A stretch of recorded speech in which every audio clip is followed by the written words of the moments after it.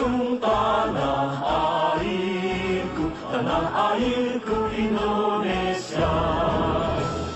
Sabang sampai Merauke, berjajar pulau-pulau, sambung menyambung menjadi satu, itulah Indonesia.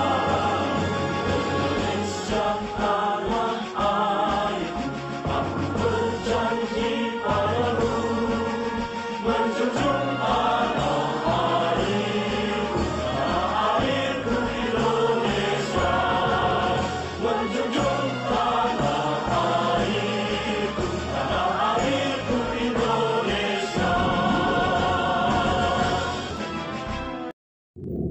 Assalamualaikum warahmatullahi wabarakatuh. Apa kabar anak-anak itu? Semoga kita selalu dalam keadaan sehat ya. Jangan lupa tetap semangat dan selalu bahagia. Oke anak-anak, untuk memutuskan rantai penularan corona, kita harus tetap berada di rumah jika tidak berkepentingan keluar. Dan jika keluar dari rumah, kalian harus menggunakan masker, hindari tempat keramaian, menjaga jarak, serta mencuci tangan di bawah air yang mengalir dengan menggunakan sabun dan hindari berjabat tangan. Anak-anak, marilah kita mengawali pembelajaran kita hari ini dengan membaca doa agar apa yang kita belajar hari ini dapat kita mengerti dan kita pahami. Hari ini kita belajar materi pengaruh letak geografis Indonesia terhadap kondisi ekonomi dan sosial masyarakat. Tema 1, subtema 3, pembelajaran 3, KD 3.1, 4.1. Indonesia merupakan negara kepulauan karena Indonesia terdiri atas pulau-pulau besar seperti Pulau Jawa, Sumatera, Kalimantan, Sulawesi, dan Papua.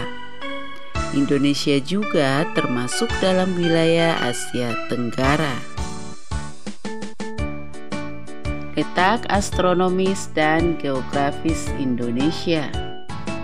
Indonesia secara astronomis, Indonesia terletak di antara 6 derajat lintang utara sampai 11 derajat lintang selatan dan 95 derajat bujur timur sampai 141 bujur timur. Secara geografis, Indonesia berada di antara benua Asia dan benua Australia dan berada di antara dua samudra, yaitu Samudra Hindia dan Samudra Pasifik. Sekarang, siapa yang tahu anak-anak apa pengaruh letak geografis negara Indonesia bagi negaranya sendiri? Ternyata pengaruhnya memiliki 2 musim, memiliki iklim laut, meningkatkan perekonomian negara. Ayo sekarang kita bahas satu persatu. Yang pertama, memiliki 2 musim. Letak negara Indonesia dilewati oleh garis ekuator yang menyebabkan negara Indonesia beriklim tropis dan memiliki 2 musim, yaitu musim kemarau dan musim penghujan. Garis ekuator biasanya disebut dengan garis khatulistiwa. Indonesia berada di antara 2 samudra, yaitu Samudra Pasifik dan Samudra Hindia, di mana negara ini kemudian dilalui oleh angin muson. Angin muson terbagi atas 2, yaitu angin muson barat dan angin muson timur. Angin muson timur terjadi karena benua Australia mempunyai tekanan udara yang tinggi, sehingga angin bergerak ke daerah benua Asia dan tidak banyak membawa hujan. angin muson timur menyebabkan terjadinya musim kemarau di Indonesia. Sedangkan angin muson barat terjadi karena benua Asia mempunyai tekanan udara lebih tinggi daripada benua Australia dan banyak menimbulkan hujan. Angin muson barat menyebabkan musim penghujan. Musim kemarau dan musim penghujan. Musim hujan terjadi di bulan Oktober hingga April. Sedangkan musim kemarau terjadi di bulan April hingga Oktober. Pengaruh yang kedua adalah memiliki iklim laut. Indonesia merupakan negara kepulauan di mana wilayah negara ini adalah wilayah pertemuan antara dua samudra yang dihimpit oleh dataran luas, yaitu benua Asia dan benua Australia, sehingga wilayah Indonesia menjadi beriklim laut.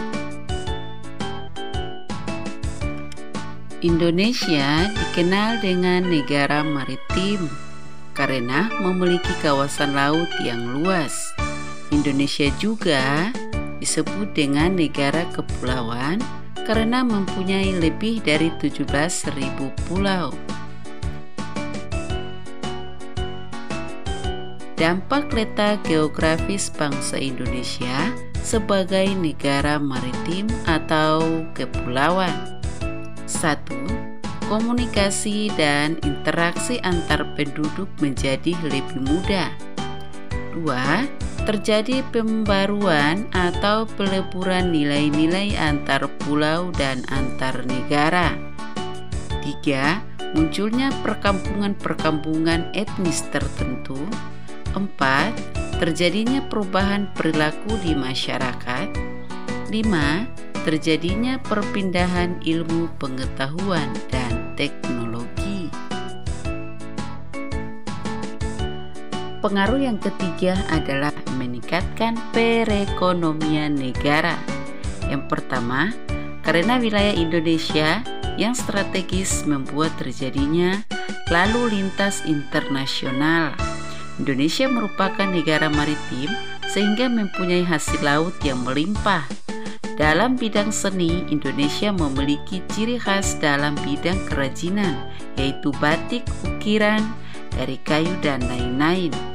Memiliki berjuta-juta tempat wisata yang indah, sehingga banyak turis yang berkunjung. Alhamdulillah anak-anak, kita sudah bisa menyelesaikan materi kita hari ini. Semoga apa yang Ibu sampaikan hari ini dapat bermanfaat ya.